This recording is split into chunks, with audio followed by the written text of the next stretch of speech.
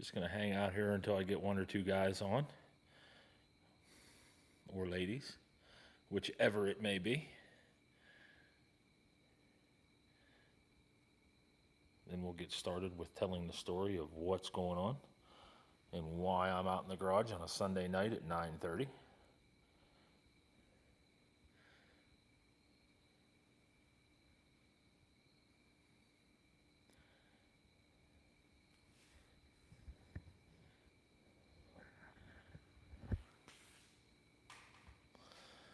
Anybody out there tonight?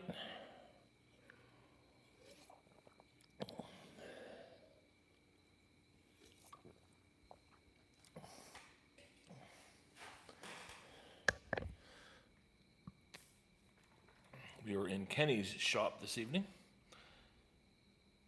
Came out here because, well, there wasn't much going on inside. I got bored with YouTube, so I figured I'd come out here and mess around a little bit. We got one watcher now, so let's get it started here. Talk about what this is. This is a 351 Windsor that was pulled out of Pam. Pam is KJ's 1986 F-150 Super Cab with a 351 Windsor. This is obviously that blowed up motor that came out of it. And we've since replaced it with a 94 roller motor. This is the original non-roller engine. So, what happened to this thing? We had pulled it out, resealed it, and tried to put it all back together. Well, that failed miserably. I think a couple things happened here. First, let me tell you the story of what happened to this truck on the way home from South Carolina. That's where it was bought.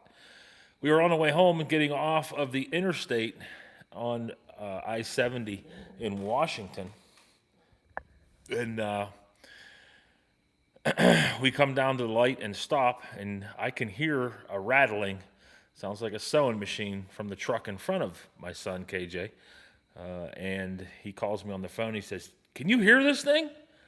I said, "Yeah, I hear it. What the heck's going on with it?" I said, "Well, it doesn't sound like you have oil pressure." And he said, "No, gauge says it has oil pressure on it." So we got it off the road, checked the oil, and sure enough, there wasn't any oil in it. And at the time, the rear main seal was so hard and brittle that it allowed all of the oil to leak out of it. And what it did was, obviously with no oil in it, it doesn't have any oil pressure. It said it had oil pressure, but it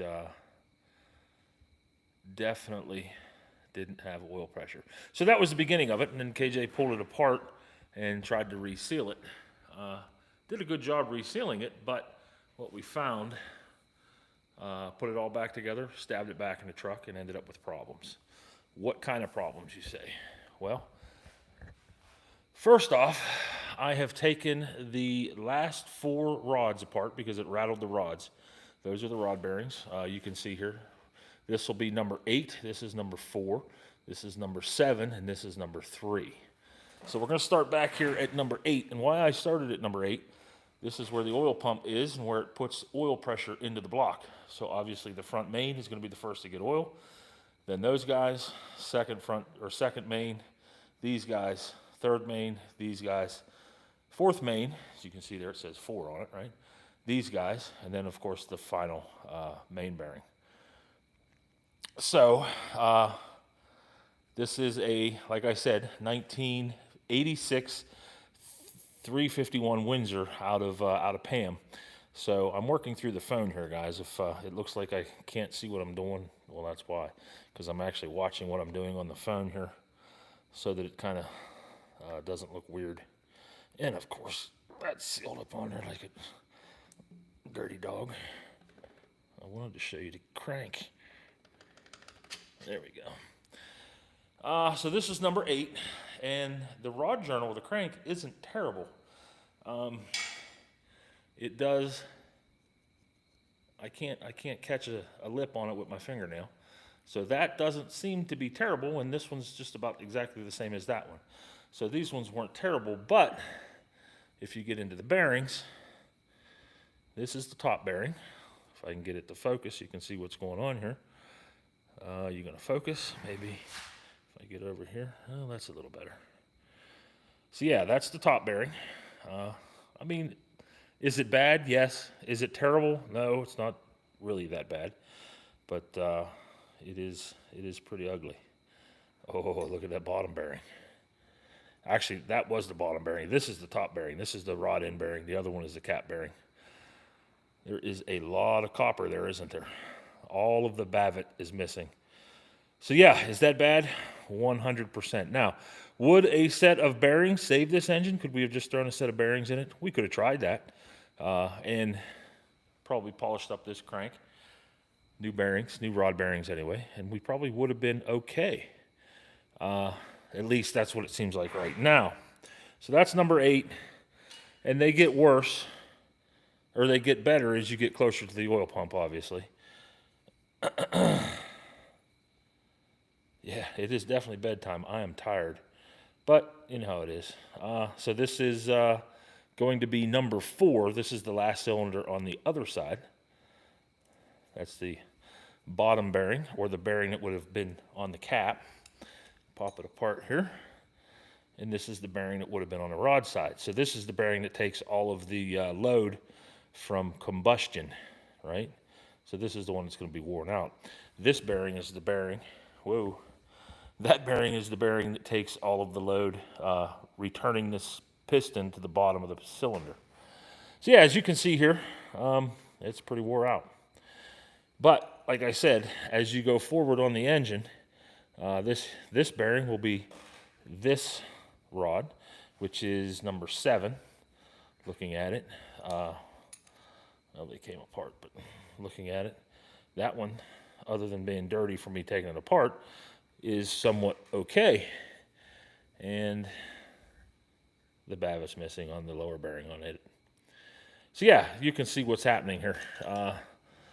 This engine pretty much ate itself. We didn't allow it to get so bad that it actually threw a rod or spun a rod. At least I don't think any rods are spun. Here is, this will be number 3 from the other side. Again, top and bottom bearing. So, knowing that, I figured the rest of them are probably the same. I didn't bother taking them out yet. I just, like I said, we're doing an exploratory here so we can see what's going on. As you can see here, I'm kind of saving the best for last. That main journal is off. So again, for those of you that are just joining us, I see that we're getting more and more people. This is a 1986 351 Windsor pulled out of my son's pickup truck. We call it Pam. If you want to check out Pam and check out us going to get the truck, there is some videos over there on the channel.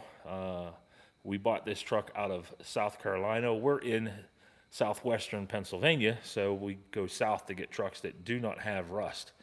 And this truck was in really good shape, as you can tell by this engine.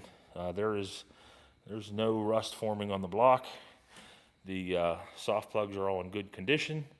If this was a southwestern Pennsylvania block, it would be an absolute nightmare. And as you can see here, when we pulled this thing apart, all of the hardware came out of it. Wasn't any broken hardware in it at all. The engine that we replaced it with, I ended up having to take 3, 4, I believe it was 4, maybe 5 broken bolts out. But this engine, you know, on the outside looks pretty good. And again, on the way home, it lost oil pressure. It never lost oil pressure, it just lost oil. I think what was happening was because the oil pump is in the front, and obviously it oils the crank all the way back, this being the last thing that gets oil, it was starving for oil. So, knowing that, I decided I needed to pull this main off. And this main tells the tale and kind of leaves me with that question of what should I do with this block from here? So, let's pop this thing off of here. Looking at the crank right there, it doesn't look terrible, but we'll revisit that in a second. And yeah, not a piece of bavet left on that bearing at all. Now, here's where it gets bad. So, no bavet on the bearing. You know, high mileage engine, you could expect that. But, listen. You hear that?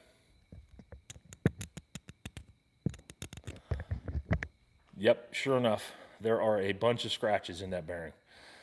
And, not only is it in the bearing, but this crank. However, it's not terrible, but it definitely will need cut. Now, the old man was never a fan of cutting cranks. And I don't know if I'm a fan of cutting cranks and putting 30 over bearings on it. But if I were to rebuild this engine with the bottom end that's in it currently, that is exactly what I would have to do. This crank would have to be cut. We would have to get oversized bearings for it, and then go back together from there. So my question, I guess, is should I go ahead and rebuild this engine, get a rebuild kit for it? I was checking, and it seems as though rebuild kits are going to run me around $500 to $600, and that's a master rebuild kit. Now, that's not all the greatest parts, obviously. That's just replacement parts. So should I do that, or should I? Oh, there's three options here, really. Second option would be to go ahead and just get a stroker kit, which will be a new crank, maybe a set of rods, and build something gnarly out of this 351 because the block is in such good shape. Now, I say that not knowing what the cylinders look like yet. Obviously, I don't have the heads off of it or the pistons out of it. I don't know if you guys can get down in there and take a look at the bottom of that cylinder. But looking at the bottom of this piston over here, I don't know. I'm going to have to, that'll definitely have to be inspected before we go any further with it. Now, this is not a Hemi. This is just a 351 Windsor, the larger of the Windsor families, out of a 1986 Ford F-150. And we're trying to decide what I'm going to do with it. Like I said, as of right now, do I need a 351? No. It would be nice to build this one up and put it back in Pam, put the original engine back in the truck. But the engine that's in Pam right now is running pretty good. No, this is a gas job. There is the diesel is over there, 7.3 liter. That is a 96 F250 that we are trying to figure out what's the matter with it. It's got a really weird idle. I'm going to dig into it and start replacing all the grounds. But for right now, I'm trying to decide whether or not this thing's going to go to the junkyard or not. So yeah, a rebuild kit's going to be about $600. We're going to have to go and get this thing blocked, cleaned up. You know, with machine work and everything, you probably got about $1,000 in labor and machine work. I don't know. Is it worth it? Is it worth it to have a 351 laying around here that I don't really need? Or should I just, like I said, go ahead and build a stroker out of this thing? I think 427 is a very common stroker to take these 351s to, and they run pretty doggone good. I am going to be building a Shelby kit soon, but my plan is to put a all aluminum 4.6 liter dual overhead cam in that thing. I don't have the cam out of it yet.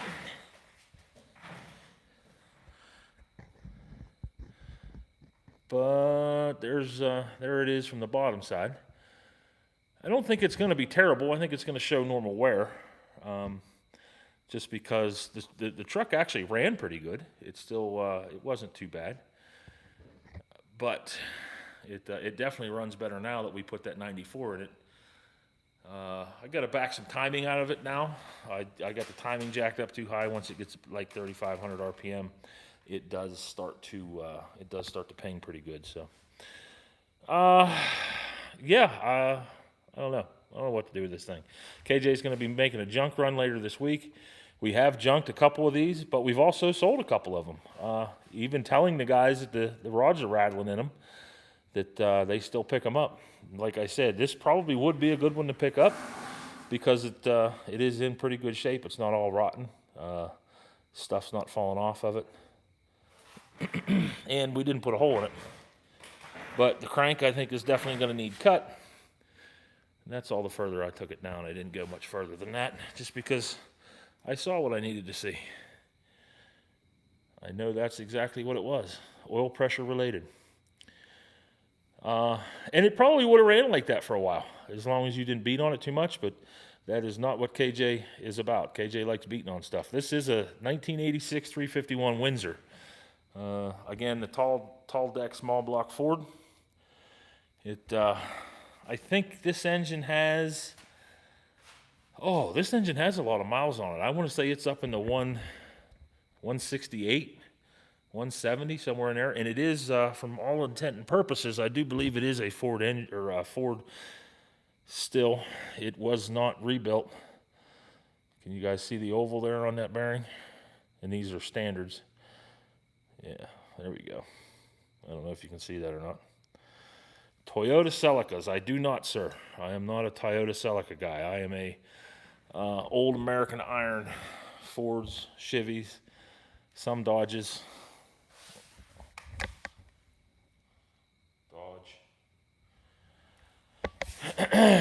And OBS Ford. We're mainly a Ford garage. My son and I piss around with the old Fords and stuff, trying to keep you guys entertained, and it seems to work at times. What do you think about the Toyota Tundra? Well, I do know that the specialty products, what is that, 1796? They named it the 1796 because it was that's when the ranch was opened that the plant is built on. And the only reason I know that is because one of my good friends is a Toyota guy.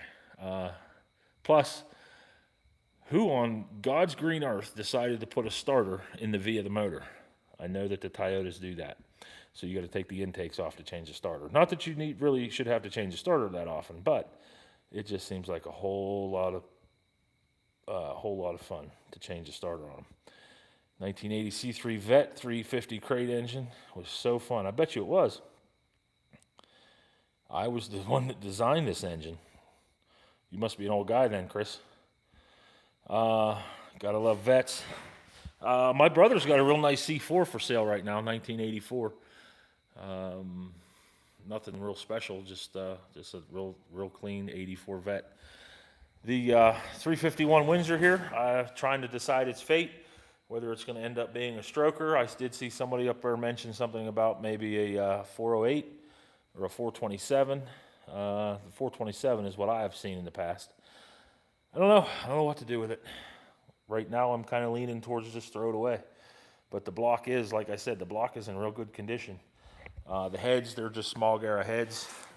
They've got the smog passage in them. That's not on the front. I'm looking at the front, not even thinking. They've got the smog passage in them right there. So they're nothing special, but you can pick up a nice set of aluminum heads for these things pretty cheap. AFR, Airflow Research, makes a nice set. Make them run pretty decent, but at the end of the day, it's still a 351 Windsor. It's not a big block. There is no replacement for displacement, and I don't know. Dream car would be let's see. I want to build a Superformance GT40 kit. My plan is to take the Shelby kit that I will be building later this winter and flip it so that I can eventually get myself into a Superformance kit. I'll never fit in it, or I'm going to have to, well, let's put it this way. In my current form, I will never fit in it. But we are actively trying to do something about that so that possibly whenever I do have the time to get everything done and build myself up to it, that I will fit in the goofy thing. So yeah, I don't know. What do you guys think? Junk it? Save it? Sell it? Supercharge it? How about turbos? I think turbos would be a good thing. Twin turbo this thing. I think this engine suffers from the same thing that a 302 does. Once you get much above 500 horsepower, they like to break in two because they're not built that strong, and this is only a two-bolt main. Now I'm going to show some of my ignorance here. I don't even know that Ford had ever built a 4-bolt main in these. If they have, I've never seen one. We've not had much luck with the 351s. I would say in the last, in the last 2 years, we have junked, I want to say we've had 4 of these come through the shop in the parts trucks that either rattled a rod, low oil pressure, locked up. Clifford, my son's Cummins swapped 1986 F350 was a 351 Windsor to start with. And the same thing happened to it. It rattled a rod and really low oil pressure. And we ripped that one out, junked it, and then put the Cummins in it, of course. And we just had 2 parts trucks. Well, 3 parts trucks, actually, that were 351s. And we ended up selling the engines. One, the engine went with it. That was Tabitha. That was the last one that we had. It definitely had a rod knock. You can go back and check out some of the videos of that thing sitting there knocking. Then we had a,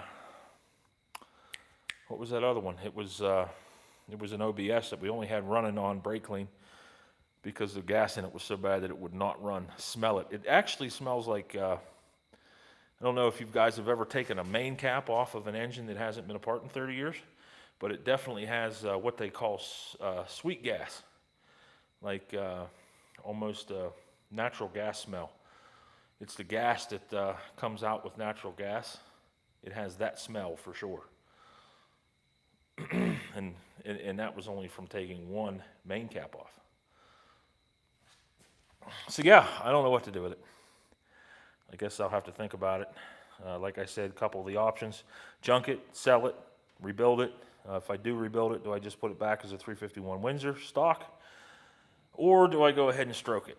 Now, this really, like I said, the block's in nice shape for southwestern Pennsylvania. But it's just a regular old cam. It's not a roller cam. The engine that we put back in the truck is a roller cam. This is just a straight flat tappet hydraulic lifter. Yeah, don't know. I fixed my oil leak with Flex Seal. KJ had spent the good money on the oil pan whenever he tore this thing apart, and, well, obviously it's back apart again, so that didn't really matter much.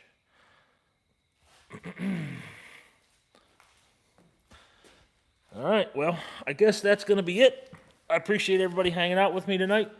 If you like keeping up with us and stuff, by all means, go over and check out the channel. Subscribe to Mongo's Garage, and you get to see what Kenny does in his garage and what I'm doing in my garage. Right now, I've got a 1985 Ford Bronco that is in my shop. It's been my truck. It's been my project truck for 10 years now, and hopefully here soon, KJ and I are going to hit it hard and get it done. You'll be able to follow along with Laney over here. There is a build series on that truck where we painted it, and now we've got to make it run right again, because right now it's got a really weird idle. Thank you, sir. This is actually my son's shop. My shop's across the way, which is the almost identical twin to this, only smaller. But this is my son's shop. He is 20 years old, and he parts out trucks for not for a living, but on the side. And this is his place.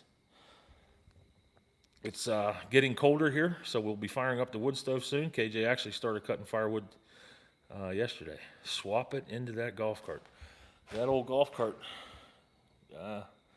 it's been beat hard and put away wet. Yeah, my shop, which is really nice, is right across the way there. I don't know if you can see it or not. There we go. Yep, that's my shop. We've got an outdoor bench here. When we tear trucks apart, we use that bench. There's an 05 Dodge Dakota sitting here that he's parting out currently. That one's going to disappear this weekend. Our forklift is sitting over there. I think it's a 12,000 pound a Kalmar. And a better picture of Laney. Laney really has a nice paint job on it. I would say that is the best paint job I've ever done. It took us, I blocked that truck out for about a week straight to get it there. When we painted it, we put patch panels over the rear wheel wells, cab corners. It's got aftermarket fenders. I don't like how they fit, but they're on there. There's a couple patches in the bottom of the cab there, but in the back here, obviously right there below the taillight is where those Ford beds rot too. Yeah, it come out real nice, but now we're going to make it run right again.